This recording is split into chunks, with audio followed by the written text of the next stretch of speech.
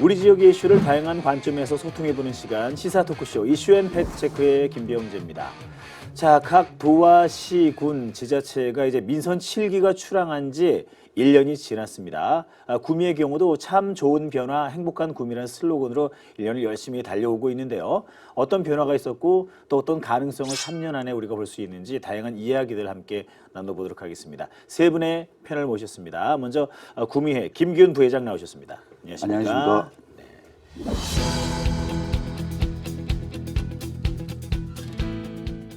자, 구미 상공회의소 김달호 조사부장 나오셨습니다. 안녕하십니까? 안녕하십니까? 네.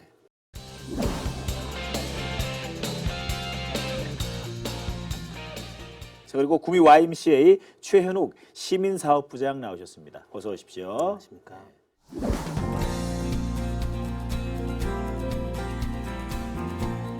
자, 민선 7기호가 출항한 지 1년이 지나는데요, 부장이. 당면 과제 중에 제일 중요한 거는 경제겠죠. 맞습니다. 경제에 다양한 또 지원책들, 정책들을 마련하고 있는 것 같은데 지금 상황들이 어떤지 구미시의 새로운 경제 정책 어떤 게 있는지 좀 살펴보죠. 지난 연말부터 이제 지역별로 보면 구미 공단의 가동률과 그 고용 인원이 좀 많이 나빠지는 그런 상태였었죠. 그런데 저희들이 그 4월 달부로 조사를 해보니까 좀 나아지고 있는 그런 쪽으로 좀 조사가 되었습니다. 네. 예.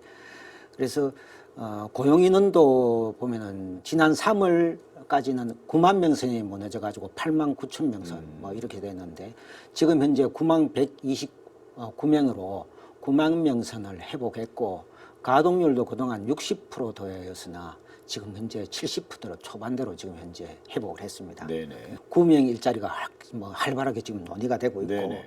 또한 5G 융합 제품 그 개발 지원을 위해서 과학기술부 공모사업으로 해가지고 198억 원의 5G 테스트 베드 사업이 선정이 됐고 홀로그램 기술 개발 사업 예타 사업을 통과해가지고 구미시가 이제 바야흐로 이제 4차 산업혁명의 메카로 자리 잡는 그런 시초를 다졌다고 볼 수 있습니다. 또 한마디로 종합적으로 말씀을 드리면은 그동안 구미공단의 그 활력화를 위해서 지역 경제의 활성화를 위해서 참 여러 가지 많은 활동을 하고 있는 것으로 알고 있습니다. 네. 경제 불황 와중에서도 또 이제 고용 불안 와중에서도 그래도 장밋빛 희망을 갖게 만드는 정책들 또 소식들이 쏟아지고 있군요. 그 가운데 이제 많은 시민들도 관심 가지고 있는 게 구미형 일자리 정책인데 시에서는 대응 팀도 만들고 정부나 각 기업들 열심히 찾아다니면서 전방위적으로 노력을 많이 하던데 구미형 일자리 정책은 현재 뭐 기업 투자라든가 이런 거 관련해서 어느 정도 진행되고 있습니까? 구미형 일자리는 그 강조형 일자리와 달리 투자 촉진형으로 진행이 됩니다. 이 투자 촉진형이라는 것은 그 지역 일자리에 참여하는 그 기업들에 종사하는 근로자들의 임금은 깎지 않고 대신에 정부와 지자체에서는 입지, 시설, 후생복지 비용 등에서 프리미엄을 제공하고 혜택을 주는 그러한 체제로 운영이 된다 있는 것이죠. 네네.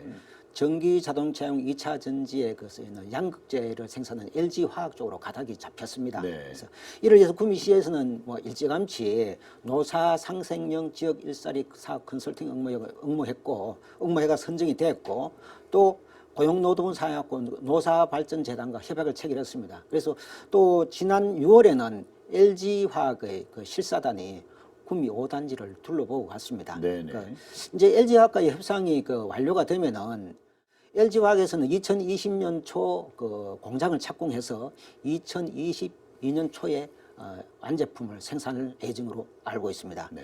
청신호가 좀 많이 들려왔으면 좋겠는데 이제 LG화학이 만약에 입주하게 되면 그걸 계기로 다른 기업들도 야 우리도 5공단에 가자 이렇게 아주 기분 좋은 시너지 효과를 발휘할 수 있겠네요.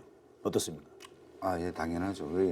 제 생각에는 그 이번 LG화학 그 배터리 구미형 일자리 투자가 되면서 당연히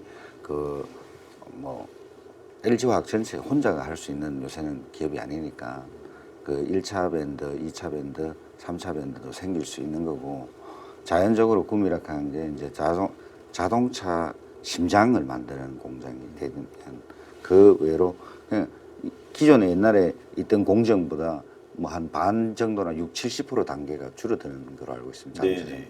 그러니까 그 앞으로 구미는 경상북도와 구미시가 중장대로 볼 때 LG화학을 기반으로 해서 구미가 전기자동차 완성, 구미하면 전기자동차 완성 제품을 만드는 곳으로 해서, 근데 그런 쪽에 그 시도를 해서 그 로드맵을 만들어 나가는 게 맞지 않겠느냐.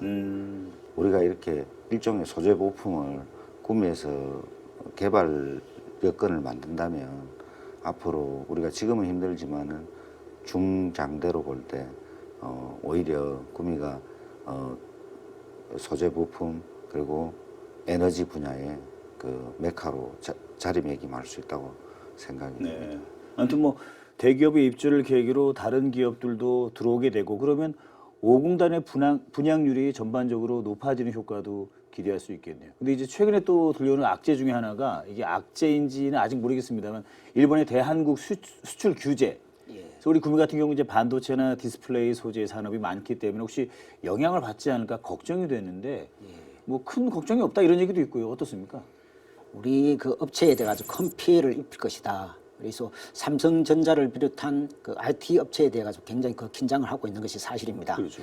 이러한 상황은 가뜩이나 어려운 경제 상황을 더 좀 어렵게 만들고 있고, 그런데 다행히도 업체에서는 보통 2~3개월 정도의 원자재를 비축하고 있는 상황이기 때문에 지금 당장에 그 피해가 발생하는 것은 아니지만은 장기상으로 가면은 조업 단축이라든지 이런 쪽으로 해가지고 피해가 발생하는 것은 불을 보듯 뻔한 사실입니다. 그래서 물론 일본에서 잘못한 건 확실하지만은 우리나라도 부품 소재 산업의 육성에 있어서 그동안 좀 소홀했던 적도 있기 때문에 이것을 반면교사로 삼아가지고 위기를 기회로 삼아야 할 것으로 봅니다. 이게 마치 수출 수입 전쟁으로 확대가 되면 안 될 텐데요. 맞습니다. 그 원만한 또 해결도 기대를 해 보도록 하겠습니다. 이 기업 정책도 중요한데 뭐니 뭐니 해도 풀뿌리 소상공인 자영업자에 대한 지원도 중요하지 않습니까? 이런 정책들은 어떻게 펴나가고 있습니까, 시에서? 예, 구미시에서는 이제 민생경제 차원에서 소상공인 지원이라 여러 가지 사업을 하고 있는 것으로 알고 있습니다. 그래서 먼저 소상공인 특례 보증 2차 보증 확대 사업을 하고 있는데요.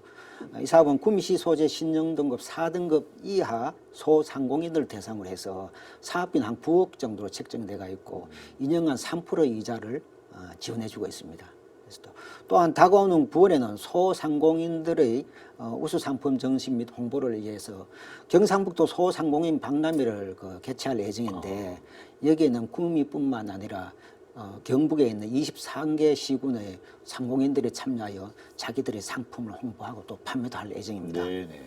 또 한 가지 특별히 이제 말씀드리고 싶은 거는 7월부터 구미에서도 드디어 지역사랑 상품권을 판매를 하고 있습니다. 그래서 한 100억 원 정도를 판매를 해가지고 지역 그 상공인들 이익도 지역 경제 활성화에 크게 이비지할 것으로 보이는데 구미사랑 상품권은 최초 발행 시에는 액면가에 한 일정 기간 동안 10% 할인된 금액으로 판매하고 그 이후에는 상시 6% 할인해가지고 판매해서 소상공인들과 지역 상공인들을 위해서 많은 그 이익을 줄 것으로 보고 있습니다.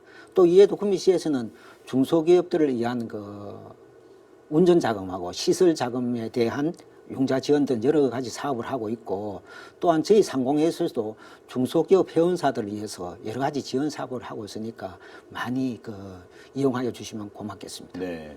우리 저 최현욱 부장님 주변에 많은 분들 이제 뭐 자영업 하신다든가 시민들이 보기에 경제적 상황, 체감 경제는 어떻게 느끼던가요?